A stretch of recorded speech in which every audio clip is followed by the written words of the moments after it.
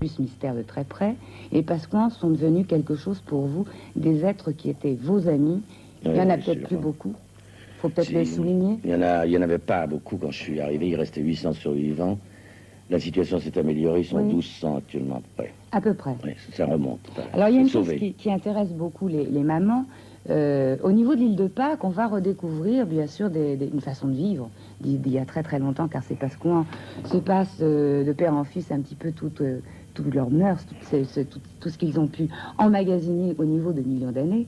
Mais il y a une chose fantastique à signaler. Dans votre livre, c'est écrit, on met les enfants au monde dans l'ombre, dans la pénombre, dans des cavernes, parce qu'on ne veut pas que les enfants aient leurs yeux agressés par la lumière. Et on revient à ces méthodes-là maintenant. Oui, quand j'ai redécouvert ça là-bas, j'en ai parlé à des médecins américains, à mon retour, qui m'ont dit « mais c'est assez fascinant comme histoire ».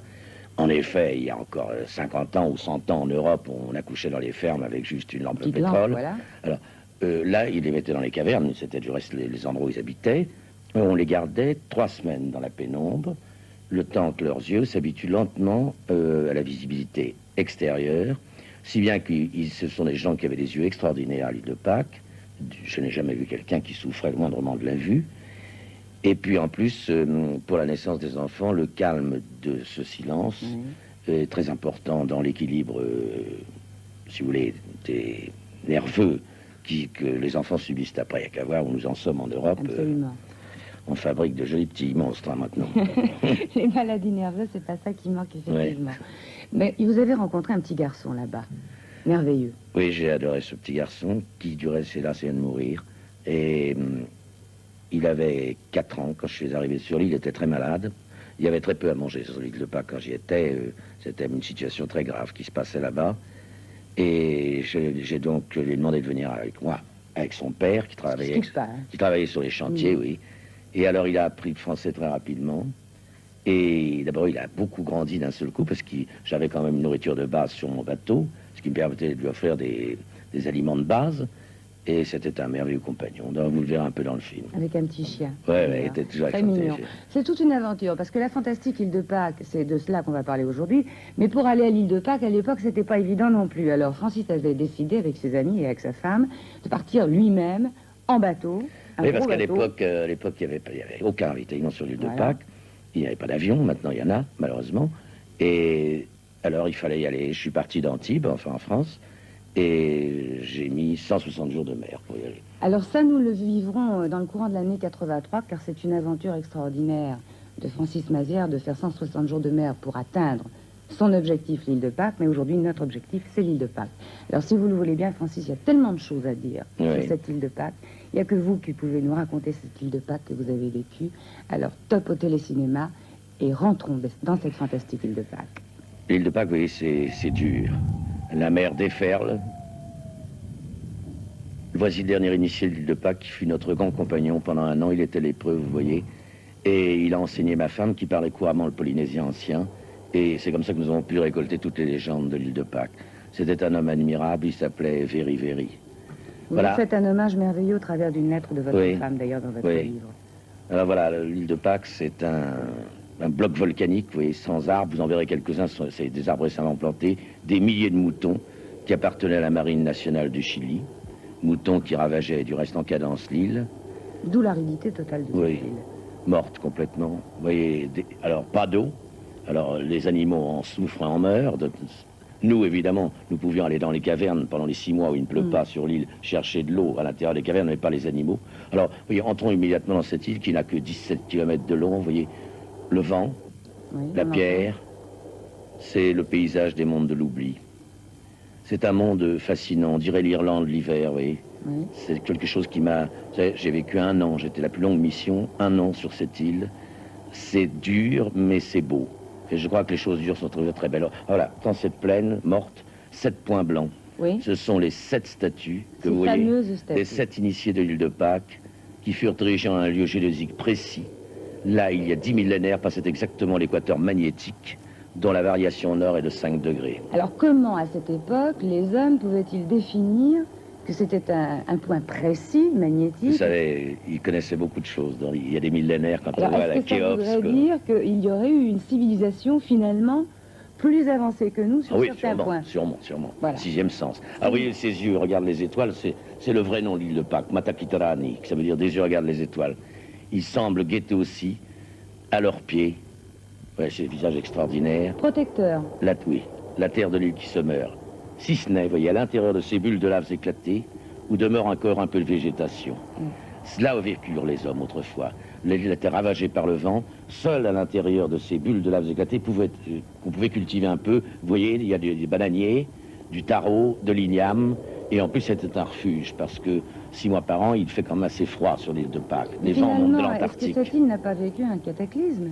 Oh oui, il y a eu un cataclysme, c'est sûr. Pas les volcaniques entièrement. Hein. Oui. Alors, vous les verrez du reste, les volcans de tout à l'heure. Alors on va parler un peu de ces... Écoutez, oui. Voilà la musique ancienne de l'île. Cette voix, je trouve remarquable. C'est ce que les gens chantaient autrefois. Maintenant, c'est une musique qui a été abîmée, dégénérée. Voilà comment on vivait dans ces cavernes. Alors, le trou avec le soleil qui rentre, et puis de chaque côté, les cavernes où les gens se réfugiaient. Il y avait aussi pas mal de guerres intestines, parce qu'évidemment, il y a eu un moment surpopulation sur une petite île comme ça. C'est des Polynésiens qui arrivèrent des îles Marquises à partir du IVe siècle après le Christ, qui peuplèrent cette île. Mais avant, il y avait une autre race, celle qui a fait les grands géants. Et cette race a disparu totalement. On n'a jamais su, on n'a jamais rien retrouvé. Alors ces géants de pierre, quand même, c'est parce que la fantastique île de Pâques est un petit peu... Chaque fois qu'on dit l'île de Pâques, on passe à ces géants de pierre. Moi, je me souviens d'une chose, j'étais toute petite quand mon père m'a mis ce livre dans les mains. Et je n'avais jamais entendu parler de l'île de Pâques. Et tout d'un coup, j'ai découvert un monde étonnant avec ces géants de pierre. Et on m'a dit, le chapeau... Je vais vous le montrer tout à l'heure. Ce que je voudrais vous montrer tout de suite, c'est il y a 3 volcans. Je vous dis que c'est volcanique. Alors, voilà le Ranokao, qui est un immense volcan où il y a à peu près 1 kilomètre de tour. Ils sont éteints? Oui, ils sont éteints. À l'intérieur, il y a un lac avec des joncs qui n'existent que dans 2 endroits au monde. Au sommet de la cordillère des Andes, sur le fameux lac Titicaca, et ici. Or, curieusement, à cette île de Pâques, qui est séparée de la côte d'Amérique du Sud par 4000 kilomètres de mer et par la cordillère des Andes, il porte le même nom, il s'appelle Totora. Et vous allez voir sur la falaise magnifique qui domine d'un côté l'immensité de l'océan Pacifique et de l'autre côté le cratère, s'ouvrait le village des hommes-oiseaux. C'est la falaise d'Olongo. C'était un mythe absolument extraordinaire. Une fois par an, les hirondelles de mer arrivaient de très loin, de 5000 km, venant de Tahiti, disons grosso modo, et elles allaient sur une petite île, un petit îlot, qui se trouve juste en face et que vous allez voir dans un instant. Alors, quand elles arrivaient, c'était au mois de juillet, les hommes se jetaient à la nage pour aller capturer le premier œuf. Vous voyez, c'est ces îlots-là. Voilà. Capturer le premier œuf, et celui qui capturait le premier œuf devenait le roi éphémère de l'année solaire et lunaire. Il devenait le gardien des traditions. Il revenait en nageant avec l'œuf. C'était une fête grandiose. Là, dans vous voyez, ces pierres, ces cavernes, les 7 initiés vivaient. Il y avait 7 initiés à l'île de Pâques.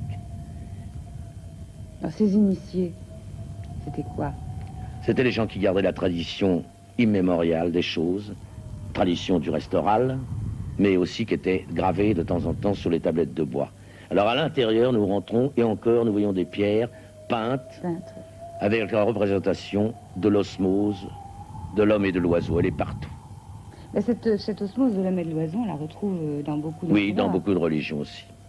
Alors, vous voyez, ce sont des petites cases souterraines où on entrait, là, détruites par le temps, mais on va quand même entrer dans une de ces cases. Vous voyez, les gens, voilà la position des prêtres quand ils écoutaient le bruit du vent que vous entendez, qui est le bruit venu de l'au-delà pour eux. C'était des hauts lieux de méditation, c'était dans l'ombre complète. Là, évidemment, les toits sont effondrés depuis des siècles, c'est pour ça que je peux filmer. Mais vous voyez, c'est très bas, on ne peut pas se tenir debout. C'était des lieux vraiment de transfiguration, de méditation pure. Le vent leur parlait. Oui. Alors, vous allez voir ces maisons, elles étaient construites extrêmement basses pour ne pas abîmer le bruit du vent qui reste sacré. Vous voyez, c'est sur la grande falaise où le vent arrive de l'Antarctique. À quelle vitesse? Oh, on a des vents de 140 à l'heure l'hiver. Et puis, ils habitaient là-dedans ces maisons de pierre ou dans les cavernes. Alors, on va arriver au village. Il n'y avait qu'un village lorsque j'y étais, où les gens étaient parqués, c'était le village d'Angaroa. Et je voudrais vous montrer un peu la vie de ces gens nobles. Vous voyez, là, une vieille dame. Belle. Elle est Elle est belle. belle, hein, je peux Elle vous est dire. superbe. Et puis des vieux. Celui-ci donne à manger à des oiseaux en pierre. Je dis, mais pourquoi donnez-vous à manger à des oiseaux en pierre? Et il m'a dit, parce que d'après la tradition que nous avons, les pierres vivent. Ce que nous savons, nous, scientifiquement, depuis très très peu de temps. Exactement. Alors voilà des rochers partout, gravés que j'ai rehaussés, vous voyez, à la craie pour que vous les voyez mieux. Ici, la représentation de l'homme-baleine, et puis une représentation très extraordinaire d'un homme avec des cornes. Alors il n'y a jamais eu de cervidés dans tout l'océan Pacifique. Tiens. Mais les Américains ont trouvé aux îles Aléoutiennes dernièrement la même représentation. C'est la grande migration venant de Sibérie qui est passée par les îles Aléoutiennes, a peuplé l'Amérique du Sud et est revenu peupler une partie de l'île de Pâques. Certainement. Alors vous voyez, ce vieux monsieur pratique le jeu rituel de la ficelle. Ce n'est pas ce jeu que nous connaissons en Europe, mais c'est un jeu qui mémorise les légendes. C'est-à-dire que selon le mouvement, on a la légende et on la chante, ceux qui sont en train de chanter. Une forme de chapelet pour eux. C'est exactement. Ils sont très très beaux, ils n'ont pas ce visage des Indiens d'Amérique. Non, non, non, ce sont des Polynésiens. Hein. Ce sont des Polynésiens. Alors finalement, au travers de cela, on peut s'imaginer que les voyages en les grands voyages en bateau ont existé bien avant que nous fassions nos découvertes. Bien d'abord. Ah voilà, ces femmes font une cape de plumes, comme on en faisait autrefois pour les rois. Vous voyez, il y avait très peu de gallinacés sur l'île. On ne peut pas tuer un coq pour prendre les plumes, on en prend quelques-unes. Il faut des mois pour faire une chose pareille. Vous voyez le beau visage de ces gens. Là, je leur avais donné des affaires venant d'Europe, donc ils sont habillés normalement, il faisait froid. Mais alors, ils font une cape de plumes, comme on en faisait pour les rois, mais comme le dernier roi de l'île de Pâques a malheureusement été assassiné par des militaires, eh bien, cette cape, ils ne vont pas la mettre sur leur épaule, par respect pour cette mémoire. Ce sont des capes noires et blanches. Regardez si elle est belle. Et la femme, simplement, pour vous en montrer la légèreté et la grâce, va la mettre autour de ses hanches. Voilà ce que je voulais vous montrer très rapidement sur ce village où étaient parqués, à mon époque, il y a donc 20 ans, tous les hommes et les femmes de l'île, les 800 survivants. Cela dit, on ne sent pas le côté parc, comme vous dites, parcage. Non, je n'aime pas montrer les choses. Souriants quand même. Puis je les aimais tellement. Sérénité intérieure. Puis ma femme étant polynésienne, parle que tout le temps. Ah voilà, 2 statues de pierre rouge. Il y en a 2 connues à l'île de Pâques. Cette pierre est extrêmement importante. Elle fut toujours extraite d'une carrière que vous voyez, taillée de main d'homme. Et vous en voyez peut-être la grandeur exacte à l'échelle de ce point blanc qui monte, qui est un de mes compagnons à cheval. Un homme, voilà.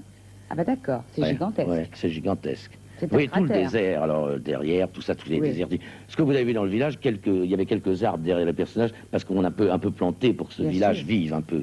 Alors de cette carrière étaient extraits les fameux chignons de pierre rouge, qui coiffaient les statues, de 4 tonnes plutôt. Même 4 tonnes. Regardez, à la partie supérieure du chignon, vous voyez une boursouflure comme sur la tête du Bouddha. Ceci représente simplement la réceptivité des ondes de vie. Et en plus, il y a une chose très très importante, c'est que cette pierre est très spéciale, et c'est un capteur d'ondes. C'est vrai. Sûr. Alors, vous voyez, elles étaient emboîtées, vous voyez le trou ici, sur la tête des géants, une fois que les géants étaient levés. Et à ce moment-là, cette pierre servait de capteur pour que ces géants servent, vous voyez, à quelque chose, d'abord religieusement. Alors, ce qui est très grave, c'est que tous ces géants ont été mis au bord de la mer, ils étaient le dos tourné à la mer, et regardez toutes les 7 statues sacrées au centre de l'île. Ils sont tous tombés face contre terre, ce qui est totalement anormal. Un cataclysme plutonien les aurait renversés de part et d'autre. Elles étaient autrefois érigées, vous voyez, sur de grandes plateformes de pierre, les plus belles du monde. C'est presque comme Tiahuanaco ou Balbec. Vous voyez l'incrustation des pierres, elles s'imbriquent, vous ne passeriez pas une lame de couteau entre chaque pierre. Et ce qui est extrêmement important, ce que j'ai découvert, c'est l'architecture antisismique. Vous voyez, on met toujours une lunule de pierre par moment, de façon que si vous avez une secousse sismique, au lieu que le monument se casse, eh bien il bouge lentement. C'est ça. Il se modèle. Alors nous allons commencer les premières fouilles de surface. Voilà, nous dégageons des premières pierres, où tout de suite nous trouvons des représentations d'oiseaux en vol de migration. Les oiseaux étant extrêmement peu importants à l'île de Pâques parce que c'était pour eux le moyen de savoir que d'autres îles étaient habitées. Des poissons, évidemment, le même problème de la migration, sont des dauphins. Et puis là, toujours la représentation des hommes-oiseaux que vous voyez ici, et la représentation de l'homme originel qu'on appelle le dieu Makemake. Alors, notre premier camp de base s'installa dans la petite baie d'Anakena, qui est une petite baie merveilleuse, où j'ai commencé à travailler en profondeur ici. Alors, nous avions la chance de vivre avec ce merveilleux petit garçon, qui était mon compagnon, et qui tous les matins venait me réveiller dans ma case, et il me mettait toujours en boîte, il me disait, écoute, toi, tu habites un grand pays, tu es beaucoup plus âgé que moi, eh ben mon vieux, à ton âge, tu sais même pas monter à cheval aussi bien que moi. Et alors, on faisait des concours, on s'amusait follement, tout au moins le matin, avant d'aller travailler dans les cavernes, ou le soir quand je rentrais avec lui. Il monte très très bien, effectivement. Oui, oui, il est très mignon en plus. Alors voilà, c'est le seul endroit où la mer est calme. Alors, j'avais mon petit chien, c'est le petit chien que j'avais sous le bateau, vous verrez si je passe le film du bateau, il joue avec ce poisson-lune. Ouais. Alors d'habitude, c'est le seul endroit calme. D'habitude, c'est ça, la mer déferle sur les rochers, sur des grandes falaises. Et puis, vous voyez, ces lignes de force qui rentrent dans la mer, oui. C'est très dangereux parce que c'est pour ça que les bateaux ne pouvaient pas très difficilement aborder l'île de Pâques. Ce sont des coulées de trachyte qui rentrent dans la mer. Oui, effectivement. Alors, vous voyez, des cavernes creusées par la mer. C'est fabuleux, c'est super.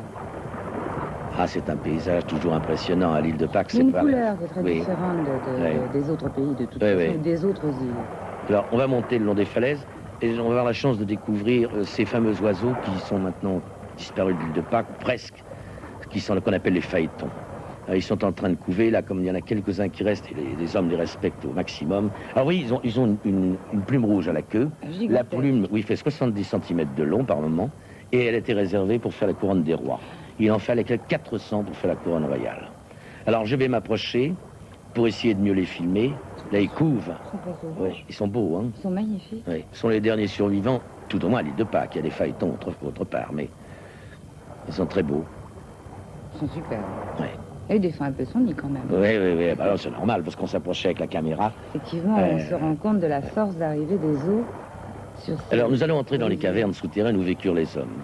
Alors, vous voyez, on entre directement sous terre, et sous terre, ces cavernes sont toujours éclairées par deux minuscules couloirs donnant sur la mer comme deux œufs ouverts. Dans ces couloirs, enfin, ces portes qui donnent sur la mer, il y a toujours ce qu'on appelle les gardiens de cavernes, et qui sont simplement les crânes des ancêtres. C'est là où vécurent les hommes. Il y a plus de 400 cavernes déjà connues à l'île de Pâques. C'est là où ils survécurent.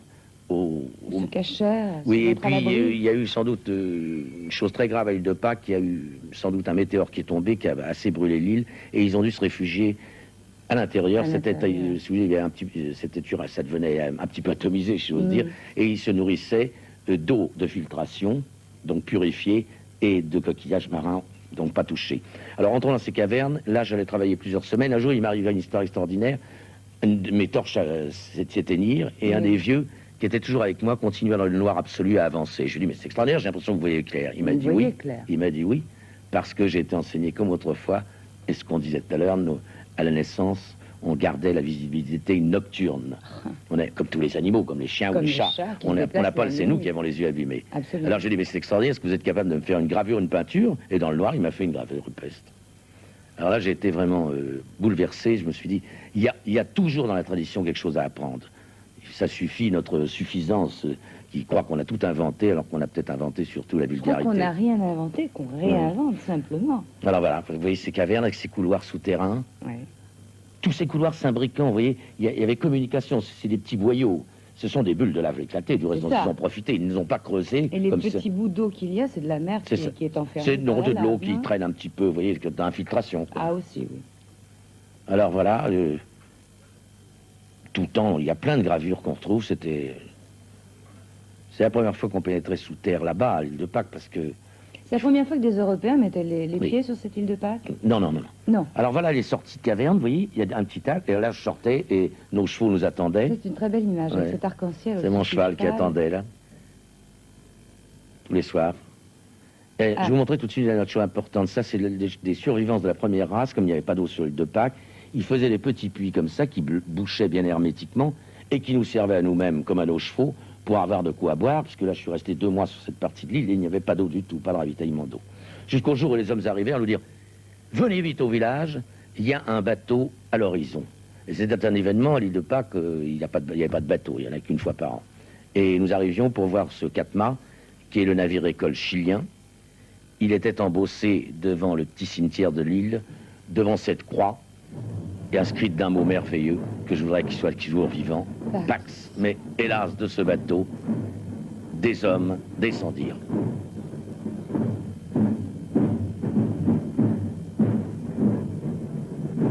Qui étaient ces hommes? Ce sont les Chiliens. Quand même le dire. Oui. Alors oui, ça c'est l'allée du gouverneur, dans la petite île, où on a planté quelque chose. Enfin, Il y a besoin de tant d'hommes que ça pour venir sur cette île? je sais pas, il y a des statues déjà qui aiment le sport. Alors pendant ce temps-là, les indigènes se dépêchaient de tailler des petits curios pour essayer de les échanger aux marins, les sûr. vendre, avoir un peu de tabac, parce qu'à mon époque, il y avait rien. Hein. Maintenant, l'île de Pâques est très ouverte. C'est très touristique? Oui, maintenant. Et puis le nouveau gouvernement, je crois, se tient bien vis-à-vis des indigènes. Je dois le dire la vérité. D'après les indigènes m'écrivent, avant ils pouvaient Donc pas il y a eu m'écrire. quelque chose qui a fait que tout d'un coup l'île de Pâques revit. Revit. Ça c'est quand même rassurant. Ils sont maintenant purement, enfin, rattachés au Chili. Avant, ils étaient, vous voyez, mis de côté. Oui. Hein. Donc, ils Alors, sont vous voyez, protégés. elle rappe, je m'excuse d'aller vite. Voilà ce qu'il fait. Il me dit, je vais faire une statue comme autrefois. Alors, vous voyez, pour donner la vie de l'œil, il mettait une vertèbre de requin, vous voyez, Oui. il va l'inclure dans le bois, et pour donner la vie vraiment de l'œil, à l'intérieur, un petit morceau d'obsidienne noire. C'est important l'œil. Hein, Oui, pour eux. regardez, c'est beau. Et l'homme disait à la statue, en te donnant la vue, je te donne la vie. Alors, vous voyez, cette dame faite avec de l'écorce de bananier, ce que j'avais jamais vu faire, ni en Amazonie, ni en Afrique, Non. ni ailleurs, des petits chapeaux de paille, puis du bananier, parce qu'ils n'ont que ça, Oui. qui sont du reste de très beaux petits chapeaux qui vendent à ces marins qui passent une fois par an pour 10 jours. Oui, alors des pauvres cigarettes, nous partagions tout et on roulait nos petits mégots là. Voilà mes copains. Vous voyez qu'on ne peut pas oublier des gens comme ça. Non.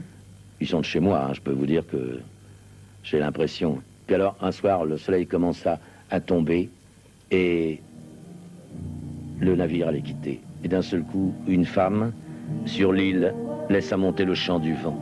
Je voudrais vous laisser écouter parce que c'est vraiment toute l'ancienne musique et la noblesse.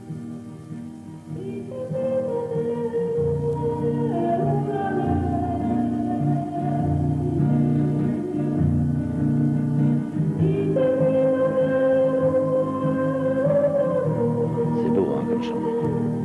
Et c'est très différent du chant polynésien. Oui, oui. Ah oui, c'est beaucoup plus ancien. Mais en Polynésie, autrefois, il y avait des chants comme ça, mais tout a été gâché par les guitares électriques, je sais pas quoi. Alors voilà, les voiles, vous voyez, on était au XVIIIe siècle. Hein. Non, non, oui, tout à fait. Et ce bateau allait repartir, laisser le silence à l'île de Pâques, rejoindre des Amériques. Vous ne vous êtes pas senti un petit peu Christophe Colomb ou Darwin à cette époque-là? Non, je me sentais très dans ma peau. Voilà, nous allons repartir. C'est curieux ces couleurs. Oui, pour commencer nos fouilles au volcan sacré qui allait durer plus de 4 mois et demi. Le volcan sacré, c'est le Ranraku. C'est là et uniquement là que furent taillées toutes les statues de l'île de Pâques. Pas ailleurs. Et taillé d'une façon bien précise. Vous les verrez, Que on va c'est voir important. comment tailler. Oui. Et il y en a encore sur la falaise 130 qui étaient en haut, presque achevées. Les autres sont piquées dans le sol. Elles ont en moyenne 10 mètres de haut. Ce sont des choses admirables. Alors, vous voyez, les premiers hommes qui ont vu l'île de Pâques, ils ont dit les têtes de l'île de Pâques. Je ne tenais même pas le mal de prendre une pelle pour savoir s'il y avait un corps. Alors, notre travail a été de découvrir ces corps et de découvrir sur la falaise tous les chantiers qui ont maintenant plusieurs millénaires. Alors, est-ce qu'on ne peut pas se demander, parce que tout ça était en préparation finalement, Oui. si ce cataclysme n'a pas justement arrêté tout d'un coup? Ben, je vais vous dire tout à l'heure, il y a eu un cataclysme, c'est net, mais j'expliquerai mieux. Alors, vous voyez,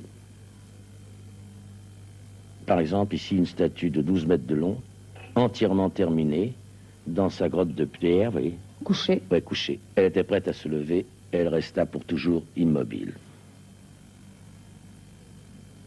Donc ça, c'était la façon dont on fabriquait, dont on sculptait à même le sol. Oui, c'est ça. Dans cette... On voyait un autre Voilà. impeccable. Alors, tout le travail s'est arrêté d'un seul coup. On a eu l'impression vraiment d'un cataclysme. Parce qu'on ne laisse pas ces statues, on voit l'achèvement. Si ça... Alors, vous voyez, Qu'est-ce qui s'est passé? ça, C'est quelque chose d'étonnant. il y a un partout. Vous voyez, par exemple, une rampe de lancement, vous voyez, pour la statue, pour qu'elle glisse sur la falaise, rejoindre le sol, où là, elle va être Elle va piquée être dans le droite. sol, mais après, on le transportait. Je crois que c'est un plan très intéressant que celui-ci. Vous voyez, Tout est désert. Tout est désert, Voilà. oui. La mer à l'infini. Devant vous, c'est l'Antarctique, à 5000 km. Et ces statues qui restent là, figées, Oui. couchées. Oui, il y a une espèce d'éternité là-dedans. Il faut voir ça, sans arbres, le bruit du vent, il y a 500 statues qui restent. 500 statues Sur qui restent. oui, une île de 17 km. Hein. C'est le phénomène le plus fort après Stone Age, après des choses comme ça, ou Karnak. Hein. Et alors, bon, on reparlera de ça, hein, le problème On du va transport. reparler de ça la semaine prochaine parce que Francis, vous nous reviendrez la semaine prochaine. Nous rentrerons peut-être un petit peu plus profondément Oui, dans oui. le mystère. Parce que comment a-t-on pu ériger Oui. ces fameuses statues qui étaient sculptées, couchées et qui pesaient des tonnes? Des tonnes, oui. Alors là, c'est le grand point d'interrogation et le mystère sera complet. Oui. Nous y pénétrerons la semaine prochaine, mercredi prochain, à la même heure, avec la poursuite de cette fantastique île de Pâques vécue par Francis Mazières et ses amis pasquans.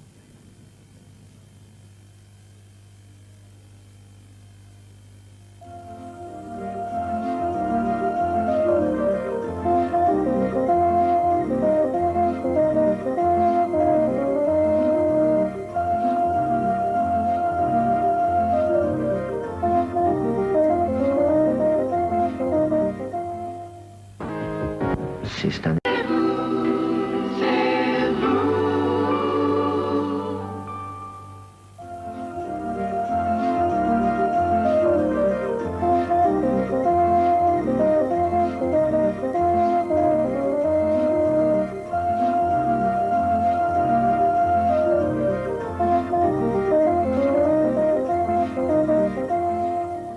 Et oui, nous allons retrouver notre fantastique île de Pâques, ses yeux qui regardent les étoiles. Nous allons retrouver Francis Mazières, nous vous l'avions promis. Nous allons rentrer dans le mystère, dans les énigmes de l'univers. Et l'île de Pâques fait partie d'une des grandes énigmes Ah de oui, c'est l'univers. la plus grande du monde, je trouve. Alors je crois que la parole est un petit peu sans image, un peu de trop. Parce que finalement, cette île de Pâques, il faut être dessus, il faut la voir pour pouvoir expliquer, Oui. tenter d'expliquer. Tenter, parce que c'est tellement colossal. Quand on parle des statues, si on les voit pas, on n'y croit pas. C'est ça. Il faut être vraiment au pied de la statue oui. pour se dire, mais enfin, comment? Moi, j'ai vécu comme ça 4 mois et demi au pied des grandes statues au volcan Araraku. Et je veux dire que la nuit, quand il y avait la pleine lune, comme il y a souvent, c'est très grave. Hein. Il y a une charge, parce que la plus grande statue, il y a 22 mètres 60 de haut, ce qui fait quand même un immeuble de 8 étages. C'est la plus grande du monde. Et puis les statues normales ont 10 mètres, 10 à 11 mètres. Quand même. Alors, c'est 11 mètres, c'est le studio. Hein. Alors on se pose des tas de questions. Ben oui, c'est très impressionnant. On se remet en question? Moi, oui, sûrement. Ce qui est énervant actuellement, c'est que, bon, l'île de Pâques est ouverte au tourisme, On en il y a a des parlé. avions. Alors, Ça donne quoi? tout le monde y va, Oui. tout le monde écrit n'importe quel bafouillage sur l'île de Pâques, sans savoir vraiment l'origine, Chacun essaye de sans prouver parler ses la langue, théories. ce qui est quand même très Oui. très grave, parce que pour avoir les légendes anciennes, moi je suis très très scandalisé de ce qui se passe. D'ailleurs, je n'ai même plus envie d'y retourner, parce que ça tout a changé. Bon, il y a des motos sur l'île de Pâques, il y a tout ce qu'il faut pour abîmer les choses. Mais ce que je vois écrit me choque infiniment, et même Parce qu'on filmé. émet des tas de théories, Ah bon, ils se tout le monde se contredit. Ouais, ouais. Finalement, on ne sait pas. Moi, je dis, on ne peut pas savoir. Je ne saurais jamais comment étaient transportées les statues. J'ai des idées, mais faut-il encore les vérifier? Et à la limite, faut-il les dévoiler? Non, on pourrait, si c'était sûr. Mais par exemple, pour vous situer le cas, si j'ai encore 2 minutes Oui. pour parler, bon, ces statues ont environ 50-60 tonnes. Hein. Oui. Bon, actuellement, si vous aviez un transport de 60 tonnes, plus le porteur, c'est-à-dire que le porteur fait à lui seul 30 tonnes, vous aurez Déjà. 90 tonnes. Oui. Or, il y aurait très peu de ponts qui résisteraient Absolument. à un passage d'un convoi spécifique, parce qu'il ne pourrait pas avoir plus de 30 Ça mètres serait de long. vraiment un extra spécial. Et en plus, on a essayé, on a travaillé avec Polytechnique là-dessus, quand vous avez des charges semblables sur un pont, vous avez une onde de vibration Oui. qui s'amplifie. Oui. Et c'est comme ça que les ponts cassent souvent. Absolument. Alors, on est devant des problèmes. Or, ces statues, il y en a une qui a été transportée sur cette île à 17 km du point de taille. Comment? En plus, vous avez vu, le terrain, c'est de la lave, Oui. c'est très dur, on ne peut pas dire qu'on les a roulés, on ne peut rien dire. Alors, les indigènes Il faudrait disent des milliers de disent bras c'est pour par le rouler mana, la force de concentration, ça fait toujours rire les La Européens. lévitation? Ben, eux, ils disent ça. Alors, évidemment, quand on dit ça ici, ils rigolent toujours. Il y en a qui y croient. Ces à la mêmes lévitation. imbéciles qui rigolent, rigolaient il y a 10 ans quand on disait qu'on montera sur la Lune avec la NASA. Mais on y est allé. On y était allé, parce que la NASA, il y a des gens intelligents, c'est différent.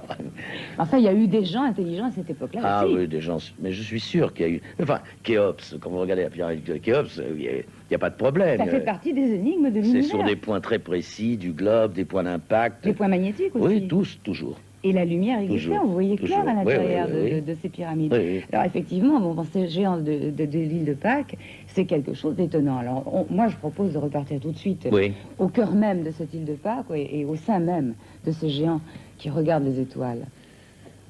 Alors, je ne sais pas si vous vous souvenez, on avait vu déjà. Alors là, je le montre, vous voyez, sur la falaise, vous voyez qu'elle est à pic, en plus travailler dans ces conditions. Oui. Là, vous voyez une faille au milieu, c'est une coulée qui sépare deux statues que les étaient en train de fabriquer. Vous vous rendez compte de la verticalité du terrain, c'est ça qui est fantastique. C'est fou. Alors là, je vais continuer à monter, car par jour de beau temps, ce qui est assez rare sur cette île où il y a souvent de grands brouillards qui viennent de l'Antarctique, par jour de beau temps, on a du sommet du volcan une vue si belle que j'appelle un de mes compagnons. Ces volcans... Quand on fait de l'archéologie, il faut être alpiniste, Il faut être tout, spéléologue, il faut être tout, hein. descendre dans les cavernes, tout. Ces volcans sont tous des cratères d'explosion. La lèvre est extrêmement fine. Mais ici, au sommet du volcan Lalakou, il y a une boursouflure de lave dans laquelle, vous voyez, il y a une caverne. C'est là que l'homme oiseau, initié pour l'année solaire et lunaire, devait se retirer pendant 1 an. Il ne devait plus avoir aucun contact avec un être humain. Il devait, dans le silence total, méditer, c'est-à-dire s'enseigner. Il avait le paysage pour méditer. Voilà. Et s'ouvrait au pied l'île, vous voyez, morte, mais qui, j'espère, vivra toujours, parce que c'est d'une grande beauté. Puis ça fait partie de notre vie. Alors, au sommet, j'avais trouvé une chose assez extraordinaire. Quand la seconde migration polynésienne est arrivée, ils ne savaient pas faire ces grandes statues. Alors, ils en ont fait des plus petites, mais ils ne savaient pas comment les bouger. Et ils ont inventé des treuils de pierre à tension successive, vous voyez, dans le sol. Vous voyez, Oui. Ce sont des trous, des couloirs souterrains qui leur permettaient, avec des cordes, de descendre lentement. C'est un système de treuil remarquable, mais qui est beaucoup plus récent. Vous voyez, à l'intérieur du cratère, de l'autre côté, il y a du reste ces statues qui n'ont beaucoup moins d'intérêt, qui sont plus petites. Alors, vous voyez, à l'intérieur de ce cratère, comme dans l'autre cratère du Ranokau, il y a des totoras, ces joncs, de l'eau qui permet à ces chevaux sauvages de survivre. Et là, ce jour-là, nous avons eu une grande chance. Je rentrais de plusieurs jours de travail sur les falaises. Lorsqu'en rentrant, nous croisâmes une équipe de mes compagnons qui était en train de couper des joncs de totora pour agrandir notre campement. Avec eux, il y avait toujours cet adorable petit garçon que nous aimions. Et je me suis arrêté, je dis, mais Orlango, qu'est-ce que tu fais? Il me dit, bah, tu vois bien, je cueille des gens avec mon papa. Et c'était très extraordinaire parce que c'est très dangereux. Vous voyez, les cratères volcaniques, d'un seul coup, ça Oui, tombe. oui. Ah, il allait prendre, vous voyez, des petites bottes. Il les ramenait. Et c'était un beau petit garçon sympathique. Doux, Ouais. calme. Il les ramenait. De temps en temps, son papa lui en apportait une botte. Et lorsqu'il a eu suffisamment, il a commencé à fabriquer ces vraies petites bottes de jonc. Alors je lui ai dit, mais Orlango, qu'est-ce que tu vas faire avec ça? Il m'a dit, oh, je vais me faire un petit bateau. Ah. Et alors, vous voyez, avec ma logique idiote, je me suis dit, bon, bah, il va mettre ça un petit peu dans l'eau, puis nageoter en s'agrippant dessus. Mais c'était pas du tout ça. Heureusement que nous sommes restés. Lorsqu'il a eu suffisamment de bottes, il a appelé son papa pour que celui-ci, vous voyez, l'aide à les lier toutes ensemble. Puis après, il a pris les extrémités des joncs, il les a relevés, torsadés pour faire une espèce, vous voyez, de Pirogue. proue de canoë. Et d'un seul coup, vous allez voir, on a eu devant nous l'exacte représentation d'une de ces fameuses pirogues du lac Titicaca. Or, ces choses ne peuvent s'inventer. Il y a eu tradition ou contact. Et ça, c'est évident. Et c'est beau. Et c'est avec ces embarcations, comme il n'y avait pas de bois sur l'île de Pâques, qu'ils allaient en mer aussi pêcher, enfin vivre. Voilà, tous les soirs, on retournait à notre campement de base. Et avec nous, j'avais 7 hommes et cette jeune femme qui avait le grand mérite pour nous de nous aider à faire la cuisine.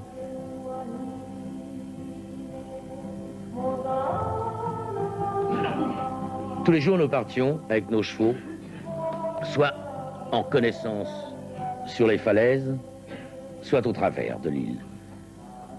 Mais aujourd'hui, notre vie allait complètement changer. J'étais persuadé que sous terre, il y avait vraiment d'autres géants. Nous allions sur la falaise du volcan Ralaraku commencer des fouilles dans 2 endroits très précis. Ce qui permet tout de suite de vous montrer la falaise où ils furent taillés. Vous voyez les ateliers de taille à pic sur les falaises, ce qui est ahurissant. On se demande comment les hommes pouvaient travailler là-dessus. Et puis tout de suite, des premiers géants que vous apercevez ici couchés. Nous allons commencer à décaper la falaise. En décapant, on trouvait des couloirs d'accès, comme ceci. C'est là où les équipes d'hommes travaillaient, vous voyez, sur 2 statues différentes de chaque côté. Et vous voyez que ces couloirs, là, ils sont remplis de terre, parce que les siècles sont passés. Je continue à avancer, vous voyez, dans ces couloirs, pour découvrir d'autres statues. Une image rapide du plus grand géant de l'île, je vous montrerai mieux tout à l'heure. Nous montons sur son bras, 13 mètres de haut le bras, la poitrine qui passe, sa tête qui va arriver, 7 mètres 40. Mais je m'excuse, j'ai oublié de mettre quelqu'un à l'échelle pour vous montrer mieux, je vous le montrerai tout à l'heure. Nous commençons à décaper les premiers géants, à 3 mètres de profondeur. Regardez ce géant à l'envers, vous voyez son menton, sa bouche, son nez, la tête à elle seule à 5 mètres 60 de long.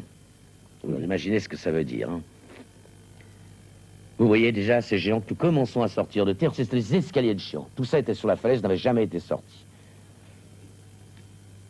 Nous allions maintenant ouvrir notre première grande fouille qui allait s'étendre sur 60 mètres de long et 7 mètres en profondeur, en stratigraphie. Là, nous allions être amenés à découvrir un immense colosse que vous voyez apparaître au milieu de l'image. Ce n'est pas le plus grand. Il n'a que 10 mètres 50 de long, mais c'est le plus large connu. Il a 5 mètres de large et doit peser plus de 200 tonnes. Vous voyez, mes compagnons, en bas, ça vous donne une échelle.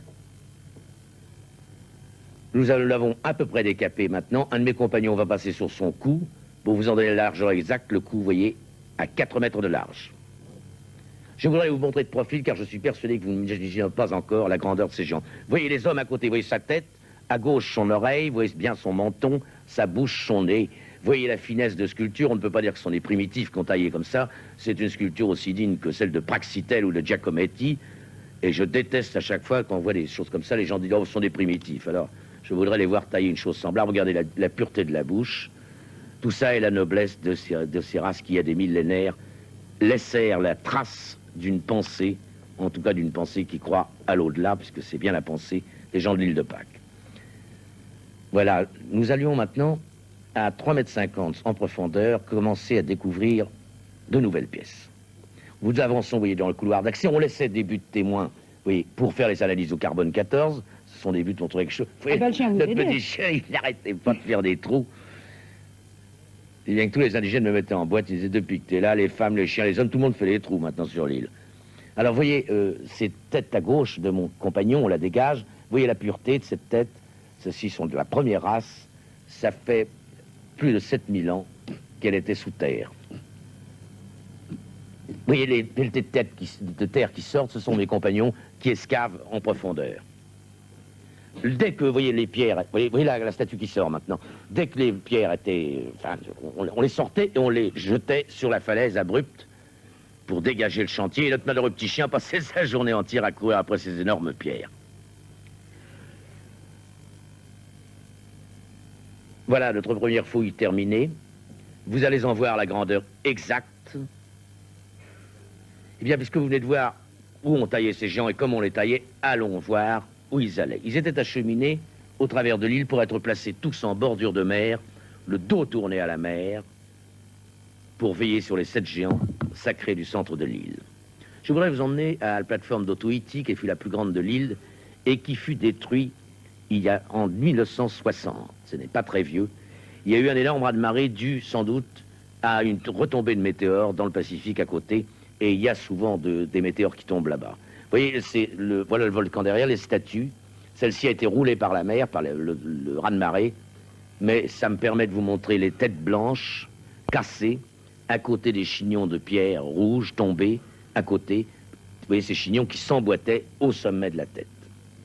Vous voyez la beauté de ces chignons qui ont été amenés ici de 15 km.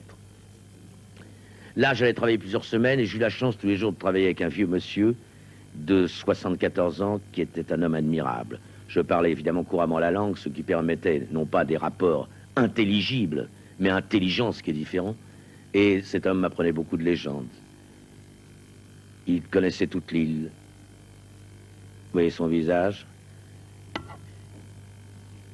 Il avait toujours marché pieds nus. Et alors, il était un petit peu complexé. Il me disait, tu vois, je pourrais jamais porter de chaussures comme toi. Je lui disais, t'as bien raison. Au moins, tu défileras pas au pas de loi, c'est encore mieux, ça. En dessous, à ses pieds, il y avait tous les cimetières. Et c'est sous ce qu'on appelle les haous. Ce sont les plateformes où étaient les statues. Les cimetières, très beaux. Enfin, j'aime pas abuser là-dessus. L'archéologie, c'est pas simplement de montrer des crânes. Des squelettes. Ouais. Alors, on travaillait tout le temps sous ces plateformes. Et ça descendait quelquefois jusqu'à quelle profondeur, ces plateformes? Oh, c'est pas très très profond, c'est 4-5 mètres.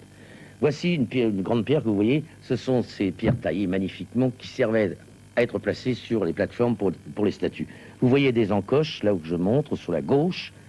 Là, dans ces encoches, on mettait des coins de pierre, ce qui donnait, comme je vous avais montré la dernière semaine, une architecture amovible. C'est-à-dire que s'il y avait une secousse sismique, elle ne pouvait pas se casser.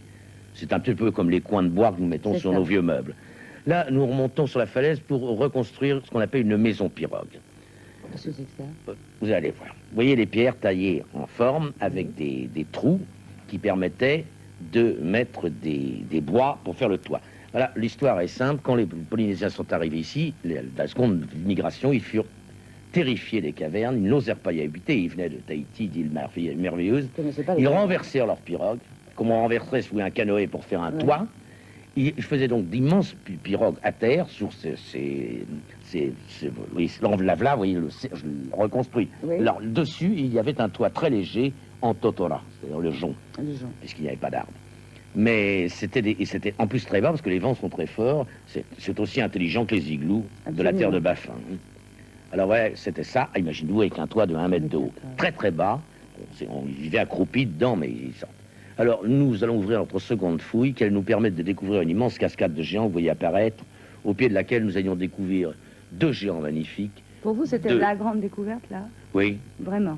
Les deux fouilles. Les 2 fouilles. Ce sont des géants de 12,50 mètres de long. À nos pieds, la route préhistorique des géants. Regardez bien. C'est la chose la plus importante du film, à mon avis. Oui, c'est une route qui serpente. Or, s'ils ne connaissaient pas certaines choses, ils auraient été tout droit. Simplement, elle suit le courant tellurique de l'île.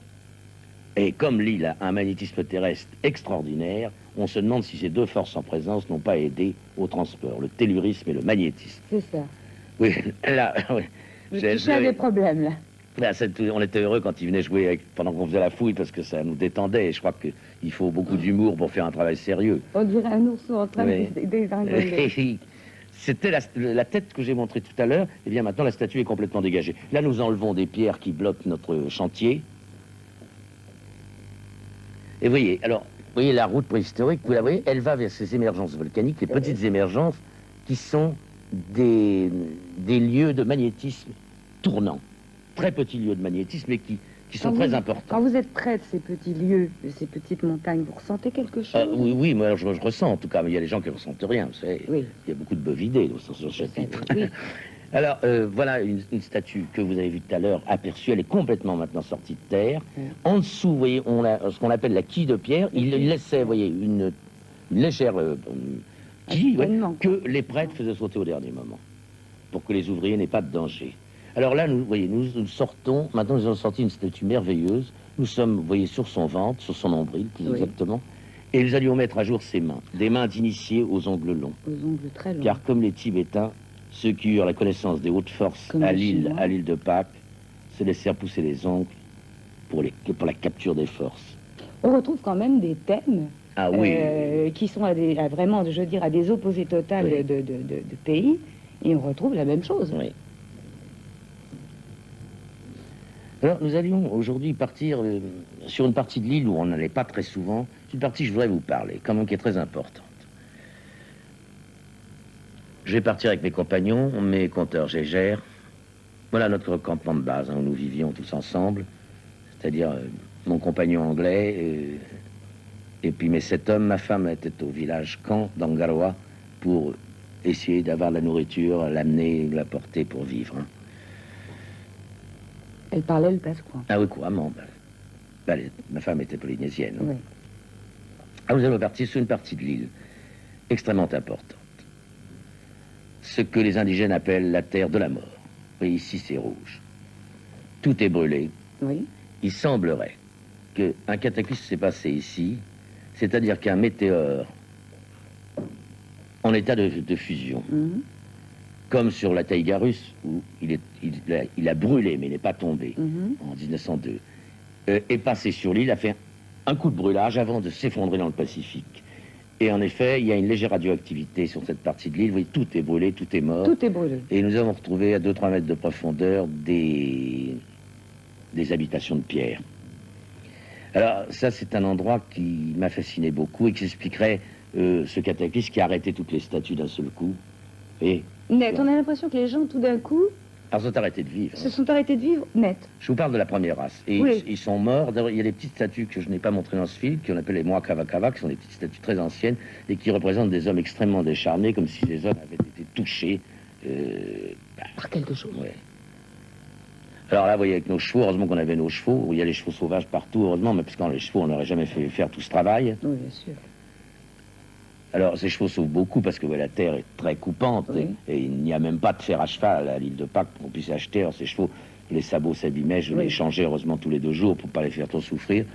Et c'est ainsi que j'allais rejoindre mes compagnons qui m'avaient devancé et m'attendaient au bout de l'île, à l'est de l'île, la presqu'île de Poike.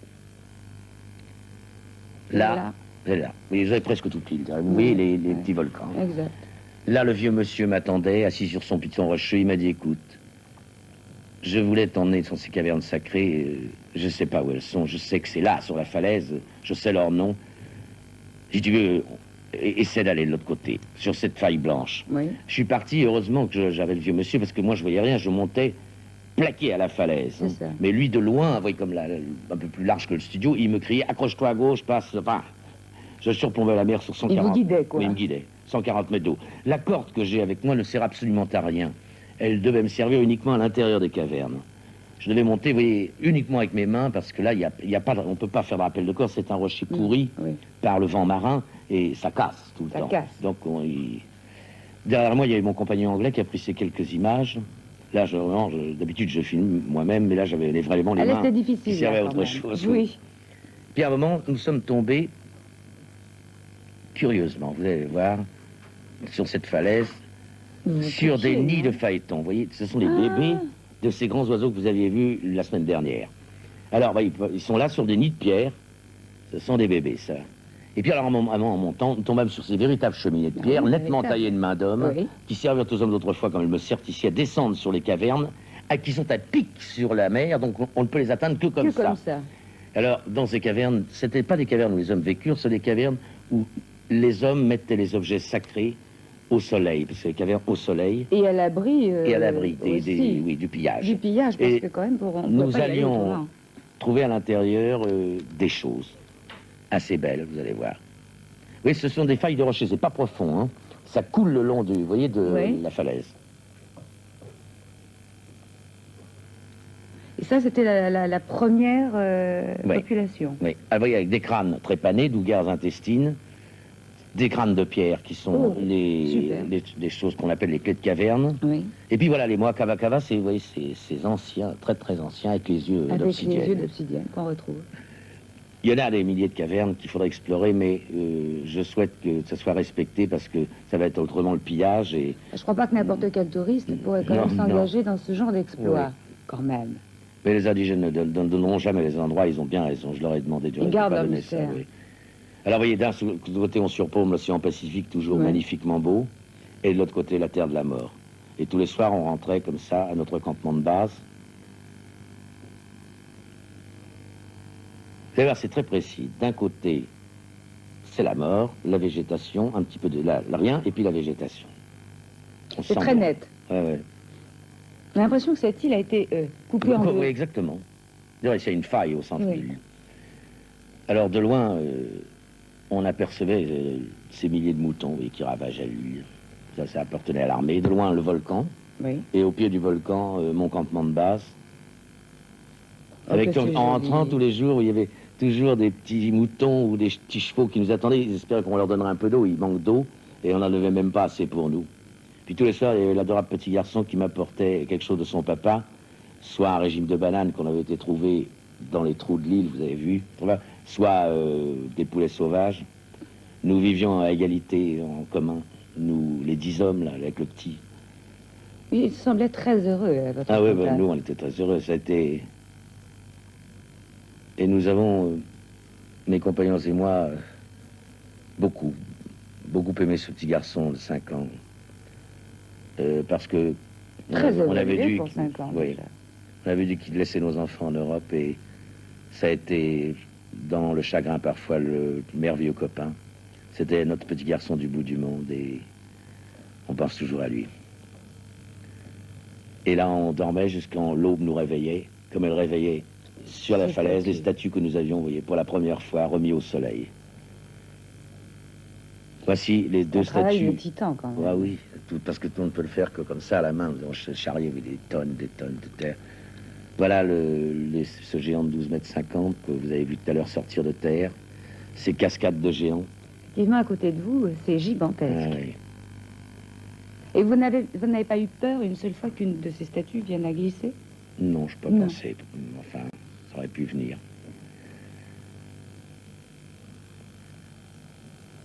Et on escave. Et vous Je voudrais pensiez, vous montrer quelque chose peut-être. vous pensiez aller plus loin Voilà pour comment pouvoir on en fait, remettre. voilà comment on Oh taille là les là. géants. Vous voyez, ce sont des grands butoirs de pierre. Oui, Vous voyez, on fait des lignes verticales qu'on éclate en succession. En plus, on travaillait en mettant un peu d'eau. oui. Nous pensons que vraiment 9 hommes initiés, 9, pouvaient tailler une statue en un mois, ce qui paraît fabuleux. Mais quand on manie cette chose, qui est très dure, parce que c'est lourd, c'est un énorme bloc de pierre qui fait au moins 5 kilos. Il se lance très facilement sur la pierre et on arrive par ses traits à faire sauter la pierre. Voilà.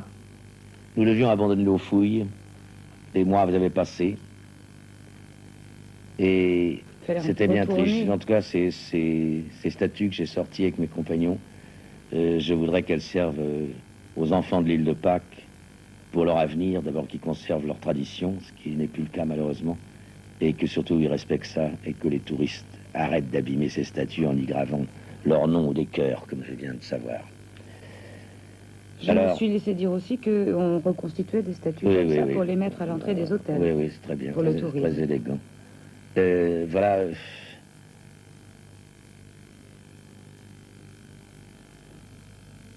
Je vais vous montrer quelque chose. Des fois, quand il faisait trop dur, on ne rentrait même pas au camp de base, on dormait la nuit sur les géants de pierre. Vous voyez, on se couchait ici où il monte, dans la joue. Dans la joue. Les pieds appuyés dans les yeux et le dos appuyé au nez. C'était extraordinaire. On se réveillait comme ça le matin, parce que des fois, on ne pouvait plus y arriver de repartir à cheval, on ne se pouvait plus. Vous savez, quand on travaille 9-10 heures à la pelle, comme ça... Avec ce petit morceau de craie, ce petit garçon Voureux, cette gravure que vous auriez du reste très bien vu sans ça, ceci représente, vu par les indigènes, le premier bateau européen qui, en 1722, se présenta au large de l'île de Pâques et, honteusement, tira sur les indigènes pour rien. C'était le capitaine Ragven. En 1722, oui. Ça valait le coup. Alors, maintenant, je voudrais, ce petit garçon vous montre plus exactement ce que je voulais montrer tout à l'heure, le géant de 22 mètres 60. Il monte le long de son bras, vous voyez ici, 13 mètres 60, apparent, il y en a encore sous terre. Oui. La tête, 7 mètres 40. Oh là là. Vous allez le voir, il va monter sur son nez, ce qui va bien vous donner l'image de grandeur. C'est difficile de rendre ça, parce que c'est tellement immense.